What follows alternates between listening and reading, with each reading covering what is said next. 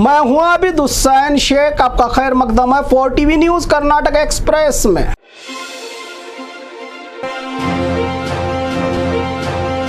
शादी के मंडप में दुल्हन का शादी से इनकार, शादी का दिन फिक्स, मंडप भी था तैयार, बाराती भी थे मौजूद। शादी के फेरे लेने से वक्त गले में मंगलसूत्र पहनाने के लिए दुल्हन ने जैसे ही हाथ आगे बढ़ाया तो दुल्हन ने सुहाग की निशानी मंगलसूत्र पहनने से इनकार कर दिया। ये मामला चित्रदुर्ग के चिक्कबेल्लाकेरे में हुआ है, जहां शादी के वक्त ही दुल्हा पसंद न होने की बात करते हुए शादी से इनकार किया। दुल्हन ने तो तमाम रिश्तेदारों के मनाने और बारातियों के समझाने के बाद भी दुल्हन ने शादी करने से इनकार किया तो शादी के माहौल में सन्नाटा छा गया। आखिरकार दोनों रिश्तेदारों के बीच तू मैं के बाद शादी कैंसिल होने से बाराती वापस लौटे। श्रीरामपुर पुलिस थाना लिमिट में यह मामला पेश आया।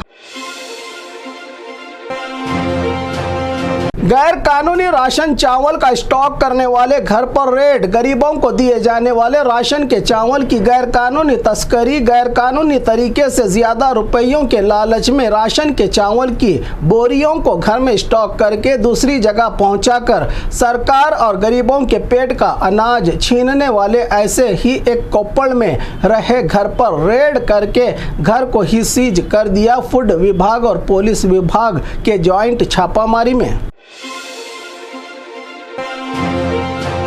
सरकारी हॉस्पिटल बिजली के बगैर, सरकारी हॉस्पिटल का कड़वा सच सामने आया। हावेरी जिला रानी बेन्नूर तालुका के सरकारी हॉस्पिटल में जहां डिलीवरी वार्ड में बिना करंट बिजली के ही संघर्ष करती नजर आई। बच्चों को जन्म देने वाली मां, बच्चों के साथ रिश्तेदार भी बच्चे के जन्म की खुशी बांटने के लिए जब हॉस्पिटल आए तो मोबाइल के टॉर्च पर ही बच्चों को पहली बार देखकर खुश हुए तो सरकारी हॉस्पिटल की इस हालत पर गुस्सा भी हुए रिश्तेदार। अगर ऑपरेशन या कोई और परेशानी के वक्त गर्भवती महिलाओं को कोई तकलीफ होगी तो क्या अंधेरे में ही इलाज करेंगे? डॉक्टर्स का सवाल उठाया लोगों ने। यह है सरकारी हॉस्पिटल की सच्चाई। बिना बिजली के रहते हैं यहाँ पर मरीज, करंट जाने के बाद ना यूपीएस और ना ही जनरेटर की व्यवस्था।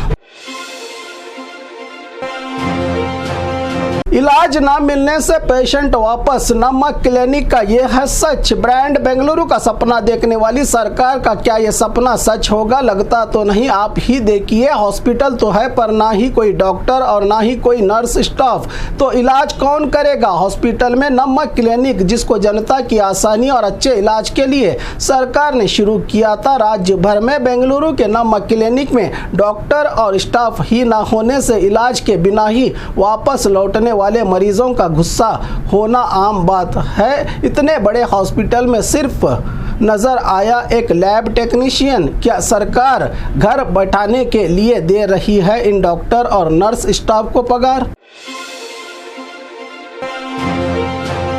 गेस्ट लेक्चरर्स की गैर मुद्दत हड़ताल। बेलगाम के स्वर्ण सौदा के सामने राज्य भर से आए 11,000 से ज्यादा गेस्ट लेक्चरर्स को पिछले कई सालों से सरकारी फर्स्ट ग्रेड कॉलेज में बच्चों का भविष्य निर्माण कर रहे हैं। अब तक इनको परमानेंट नहीं किया गया। गेस्ट लेक्चरर्स को मिलने वाली तनख्वाह से इनका परिवार चलना मुश्किल हो रहा है। सरकार जल्द इन सब गेस्ट लेक्चरर्स को परमानेंट का आदेश जारी करने की मांग को लेकर हड़ताल कर रहे लेक्चरर्स के पास higher education minister doctor Sudhakar पहुंचे तो अपना दुखड़ा सुनाया इन हड़ताल करने वाले लेक्चरर्स ने।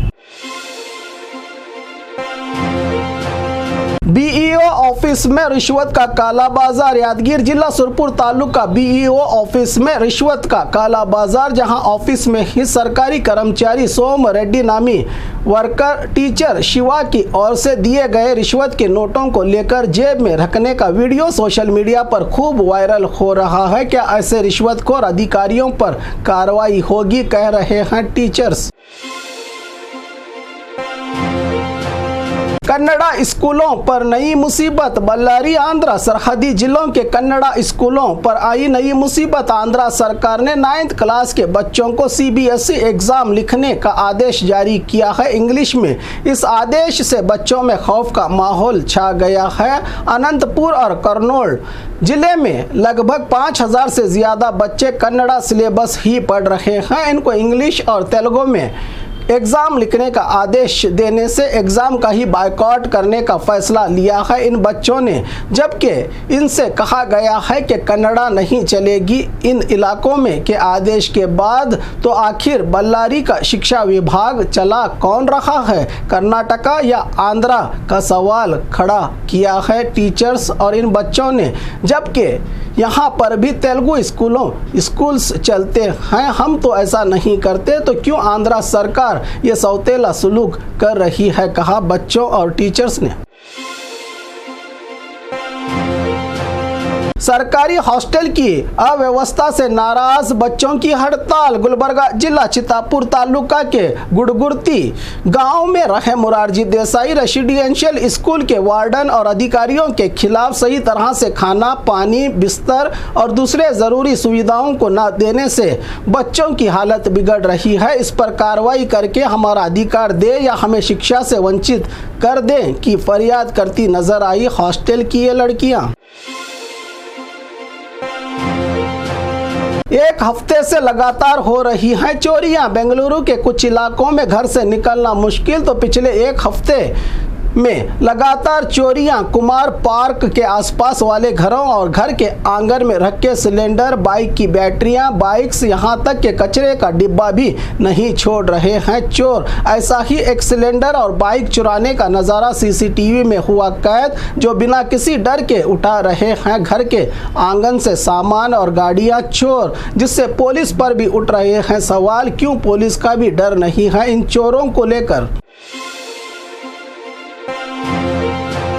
मोबाइल टावर गिरने का लाइव नज़ारा। बेंगलुरु के लगेरे पार्वती नगर में बिल्डिंग वर्क के दौरान अचानक से विशाल मोबाइल टावर के गिरने से सनसनी फैल गई। इलाके में थोड़ी ही दूरी पर टावर गिरने से टला बड़ा हादसा, वरना हो जाता कई जानों का नुकसान, कहा मौके पर मौजूद चश्मदीद गवाहों ने।